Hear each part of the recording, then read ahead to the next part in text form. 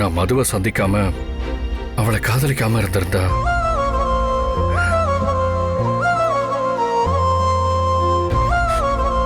Thank you so மச்ரா.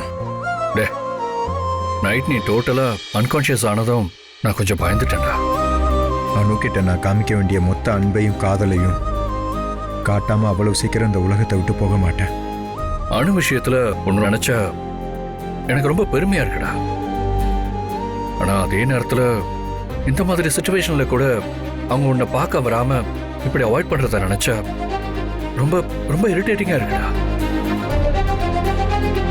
உன்னோட இவ்வளவு இன்டென்ஸ்ட் லவ்க்கு அவங்க தகுதியானவங்களான்னு டவுட்டா இருக்கு.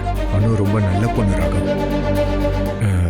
அவங்க வீட்டில் அவங்க சூழ்நிலை என்னவோ தெரியல, அதான் அவங்கள நிறைய விஷயங்கள்ல தடுக்குது. நான் உங்களை இவ்வளவு ஆழமா லவ் பண்றதுக்கு காரணம் கூட அவங்க ஃபேமிலி மெம்பர்ஸ் மேல காட்டுற அன்பும் மரியாதையும் தான். இப்போ நான் உயிர் பிழைச்சு மறுபிறவி வந்தது கூட நானும் கூட வாழ்றதுக்காக தான் இருக்கிறாங்க. டேய், நீ இப்படி நம்புற, ஆனா அவங்க மனசுல நீ இல்லன்னு சொல்லல, இருக்கன்னு சொல்லல. எத்தனை பிறவி எடுத்தாலும் உன்னோட காதலை புரிஞ்சுக்க போறதில்லைங்கிற மாதிரி ரொம்ப ஸ்டபானா இருக்காங்க.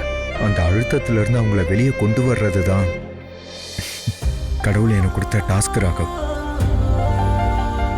அந்த டாஸ்கை நான் நல்லபடியா முடிப்பேன்.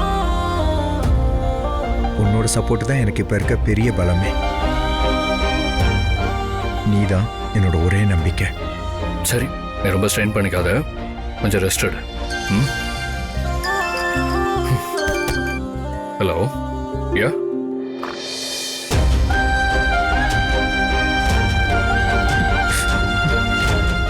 நான் என்னதான் உங்ககிட்ட தைரியமா பேசினாலும் நான் கண்ணை திறந்ததும் பார்க்க தேடின மொதல் ஆள் அனுதா ராகவ். ஏன்னு தெரியல, அவங்க என்ன பார்க்க கூட வரல.